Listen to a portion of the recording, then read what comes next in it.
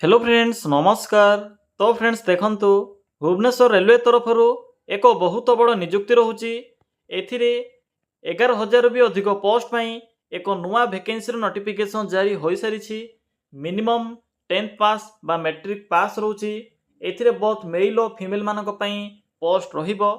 जदि आपण माने ईस्ट कोस्ट रेलवे डिवीजन को सिलेक्ट करूछंती तेबे आपणकर पोस्टिंग ओडिशा भितर रहिबो।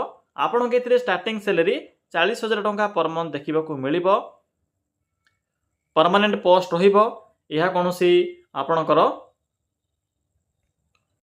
एप्रेंटिस पोस्ट नहीं फुल परमानेंट पोस्ट तो आपण मैंने मोबाइल रे आवेदन करेंगे जेहेतु ये ऑनलाइन माध्यम आवेदन प्रोसेस रोचे तो आपण मैंने निज घरे बसी निज मोबाइल फोन माध्यम आवेदन करेंगे। तो पिला माने चलतु देखने जे क्यों डिविजन केतोटी पोस्ट रोचे यार एज लिमिट कौन रहीपर आपण मैंने आवेदन करेंगे फुल डिटेल्स मु आपन को वीडियो माध्यम जनइबी। जदि आपण मैंने प्रथम थर पर आम चैनल रे विजिट करुछंती तेबे एई भली नुआ नुआ सरकारी जॉबर न्यूज पाइबापी चैनल टी को सब्सक्राइब करी वीडियो टी को भी गोटे लाइक कर नियंतु।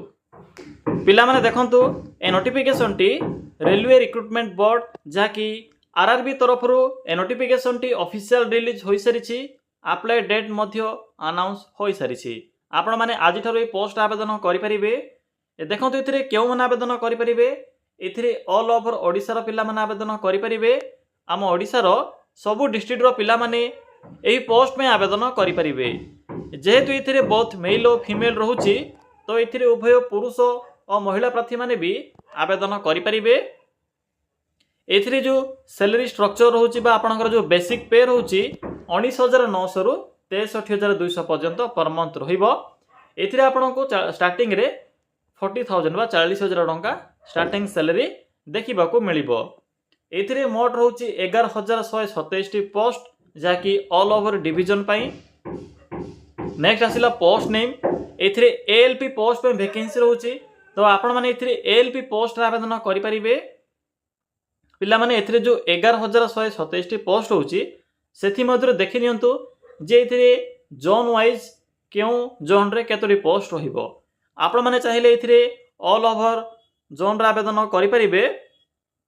जदि आपण माने ओडिशा भितरे पोस्टिंग पाया पई चाहुचंती तो एथिरे मेंशन अछि भुवनेश्वर तो सिंपली भुवनेश्वर डिवीजन अंडर रे आवेदन करिवे। तो म आपन को देखे दोची सीरियल वाइज। तो देखो ये जो अहमदाबाद रोचे अहमदाबाद ये आपंकर 147 पोस्ट रहिबो। अजमेर रोचे 600 गोटी पोस्ट। नेक्स्ट हूँ आपंकर अजमेर आपंकर 118 गोटी पोस्ट रोचे जहाँकि डिवीजन वाइज। नेक्स्ट हूँ प्रयागराज ए 457 पोस्ट रहिबो। यहाँ पर देखो नेक्स्ट हूँ आपंकर प्रयागराज नॉर्थर्न डिवीजन ए आपंकर 153 गोटी पोस्ट रोचे। ये भाव में बेंगालोर भोपाल प्रति डिवीजन रे पोस्ट रहिबो। आपण माने निजर इंटरेस्ट अनुसार चाहिए जदि अधिक वैकेंसी थिबा डिवीजन रे मध्य आवेदन करि परिबे। तो पिला माने देखंतु नेक्स्ट होची भोपाल परे भोपाल रो east coast sorry friends next होची भुवनेश्वर। एगुडी को आपण माने चेक करि नेबे। म आपन को हेर लिंक मध्य प्रोवाइड करि देबी। मेन फोकस होची भुवनेश्वर जेहेतु मो ए वीडियो रे मेन पॉइंट देछि ओडिशा भितर पोस्टिंग रहिबो जाकी फोकस पॉइंट रहउची। तो जदि आपण माने ईस्ट कोस्ट रेलवे डिवीजन रो भुवनेश्वर को सिलेक्ट करेंगे तो ये 801 पोस्ट देखा मिलिबो। आपण माने 801 पोस्ट आवेदन करेंगे। नेक्स्ट आसिला बिलासपुर ये आपंकर 322 कोटी पोस्ट रोचे। यहाँ पर बिलासपुर आपंकर एससीसीआर डिवीजन रे 200 कोटी पोस्ट रहिबो। चंडीगढ़ रो एनआर डिवीजन रे 187 कोटी पोस्ट रोची। चेन्नई रे रोची 186 कोटी पोस्ट। तो आपण माने भुवनेश्वर जेहेतु ये 3 डिवीजन को सिलेक्ट करने को पड़ो आपण मैंने ये भुवनेश्वर डिवीजन या सहित चेन्नई ये भाव में सेंट्रल डिवीजन ये डिवीजन गुड़ी को जहाँकि पाखापाखि डिवीजन गुड़ी को सिलेक्ट करेंगे। मालदा मुंबई नेक्स्ट होची पाटना नेक्स्ट ये रांची रोची। तो यही भाव में टोटाल ये 11,127 पोस्ट रहिबो। पिला माने जानिले जे ओडिशार जो रोची east coast railway division Bhubaneswar ये आपंकर 801 गोटी पोस्ट रहिबो। एथिरे जो सैलरी रोची 19,900 रु 63,200। या सहित आपण को अदर अलाउंस जेपरिक आपणकर ओभर ड्यूटी अदर आपण को पे देखा मिलिबो पे स्केल या सहित टीए बा आपणकर ट्रावेलिंग अलाउंस या सहित डियरनेस अलाउंस जानिथिबे रिसेंटली डीए एबे 60% हो जाइछि तो आपणकर बेसिक रो 60% डीए मध्ये एथिरे देखिबाकू मिलिबो। तो स्टार्टिंग रे आपणक एथिरे 40,000 पर मंथ सैलरी देखिबाकू मिलिबो। मैट्रिक पास करथिबे किबा मैट्रिक सहित जदि आईटीआई किबा डिप्लोमा टिए कंप्लीट करथिले आपण माने एही एएलपी बा असिस्टेंट लोको पायलट पोस्ट आवेदन करि परिबे। पिला माने नेक्स्ट आसिला एज लिमिट। तो देखि नियंतु एथिरे मिनिमम जो एज लिमिट रोचे आवेदन करने 18 वर्ष होची मिनिमम, मैक्सिमम होची 30 वर्ष। बाकी ओबीसी एससी एसटी और पीडब्ल्यूडी कैटेगरी पिला माने भी एथिरे एज रिलैक्सेशन पाई परिबे बा एक्स्ट्रा एज लिमिट पाई परिबे। सिलेक्शन प्रोसेस रोचे एथिरे सीबीटी 1 सीबीटी 2 रहिबो जाके आपनकर कंप्यूटर बेस्ड टेस्ट होची 1 2 then medical test then document verification रहिबो।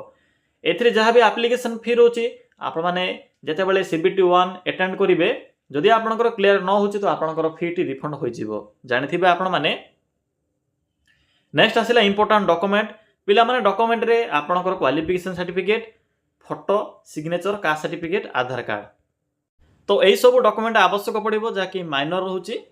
देखंतु एथिर जो अप्लाई रो मोड रहउची ऑनलाइन मोड रहउची आपण माने निज मोबाइल रे आवेदन करि परिबे। डेट मध्ये स्टार्ट होई सारिछ ऑलरेडी। तो चलंतु आउ डेरी न करी आलोचना करिबा जे आपण माने किपरि एथिरे आवेदन करिवे। एथिरे आवेदन करिवार फुल इन्फॉर्मेशन मु आपण केबे कहिबी। पिला माने आपण माने किपरि निज मोबाइल फोन माध्यम रे आवेदन करिवे। देखंतु आवेदन करिवा पई सिंपली गूगल को आसंतु। गूगल को आसी सिंपली सर्च करि नियंतु। कौन सर्च करिवे टाइप करिवे ओडिशा देन स्पेस ते लिखिबे जीओवीटी जॉब देन लिखिबे .in। देखि परथिबे पिला माने जेट रे कोन मु टाइप करली सिंपली आपण माने एई भली टाइप करिवे। या पर सर्च रो ऑप्शन ऊपर क्लिक करिवे। क्लिक कला परे आपणक सम्मुख रे प्रथम पेज रे ही ओडिशा जीओवीटी जॉब रो साइट आसीथिबो। सिंपली साइड रो लिंक ऊपर क्लिक करि नियंतु। पिला माने क्लिक कला परे एई भली को इंटरफेस टी शो हेबो। देखंतु जदि आपणको ए साइट पाइबारे किछि भी असुविधा हुए तेबे मो वीडियो डिस्क्रिप्शन बॉक्स रे भी ए साइट रो लिंक टी पिन करिछि। आपण माने सेठा को जाई विजिट करी मध्य आवेदन करि परिबे। जेते बेले आपण माने साइट को आसीबे एई भली किछि इंटरफेस टी शो हेबो। एठरे मैट्रिक पास जॉब रो एक रेड कलर रो बॉक्स टी शो होथिबो। तो सिंपली आपण माने ए रेड कलर रो बॉक्स रो लिंक ऊपर क्लिक करंतु। क्लिक कला परे आपण को प्रथमे ही Indian railway RRB LP recruitment 2026 रो नोटिफिकेशन टी शो होइजिबो। सिंपली एठरे क्लिक करि नियंतु। पिला माने क्लिक कला परे पोस्ट रो फुल इन्फॉर्मेशन शो हेबो जहा कि 11,127 टी पोस्ट होउची। प्रथमे देखि नियंतु जे डेट केबे रहिबो 14 जून पर्यंत हेरो डेट रहिबो। तो जेउ माने भी आवेदन करिया पय चाहउछन्ती 14 जून पूर्व आवेदन करि परिबे। देन देखंतु आपण माने शेष को आसीबे। शेष रे इंपोर्टेंट लिंक शो हेबो। पीडीएफ लिंक अछि, अप्लाई ऑनलाइन लिंक अछि। तो आपण माने पीडीएफ लिंक ऊपर क्लिक करी यारो एग्जाम पैटर्न सिलेबस या सहित वैकेंसी रो इन्फॉर्मेशन मध्य कलेक्ट करि परिबे। जेहेतु मु आपनको पूर्वरु कहि साइछि तो पुनर्बार कहि मु आपनको टाइम वेस्ट करिया पय चाहुनी। तो एठरे डायरेक्ट लिंक ऊपर क्लिक करी आपण माने पीडीएफ निज मोबाइल फोन रे सेव करि परिबे। या पर आसुछि अप्लाई लिंक। सिंपली आपण माने क्लिक करिवे। क्लिक कला परे आपनको आरआरबी रो एही ऑफिशियल वेबसाइट टी शो हेबो। देखंतु rrb.gov.in एई साइट जहा कि एथरे मेंशन अछि। तो आपण माने देखिबे ऑफिशियल साइट को आसिला परे आपनको प्रथमे ही 15 मे नोटिफिकेशन टी आसीछि जहा कि एएलपी बा असिस्टेंट लोको पायलट रिक्रुटमेंट रो यार जो डेट रहउची क्लोजिंग डेट रहउची 14/6 मींस 14 जून पर्यंत रहउची। तो अप्लाई रो बटन अछि सिंपली क्लिक करि नेबे। जदि आप मानकर पूर्व आरआरबी रे अकाउंट अछि जेपर कि ग्रुप डी रे आवेदन करिसंती तो डायरेक्ट आप माने लॉगिन करी आवेदन करि परिबे। जदि आपनकर अकाउंट नाही नूतन बा आप माने जदि न्यूली आवेदन करूछंती तो क्रिएट एन अकाउंट रो ऑप्शन ऊपर क्लिक करी आवेदन करिवे। तो एई भले बारे फॉर्म टी को बा आप माने रजिस्टर करिवे। रजिस्टर कला परे लॉगिन ऊपर क्लिक करिवे। लॉगिन ऊपर क्लिक कला परे आप माने निजर आधार कार्ड द्वारा लॉगिन करी आवेदन करिवे। तो पिला माने जदि आवेदन करिबारे किछि भी असुविधा हुए जे कोनोसी नेटजन जाई मध्य आपण माने आवेदन करि परिबे किंबा आपण माने कमेंट सेक्शन कमेंट करी जणाई परिबे कोन असुविधा होतिले। तो पिला माने या थिला एही इंडियन रेलवे तरफ आसीथिबा ईस्ट कोस्ट रेलवे डिवीजन बा भुवनेश्वर डिवीजन रे आसीथिबा 801 गोटी पोस्ट फुल इनफॉरमेशन। जदि आपको किसी भी डाउट लगुव मुझे पुनर्बार कही रखुची कमेंट सेक्शन कमेंट कर जणाई पारिबे।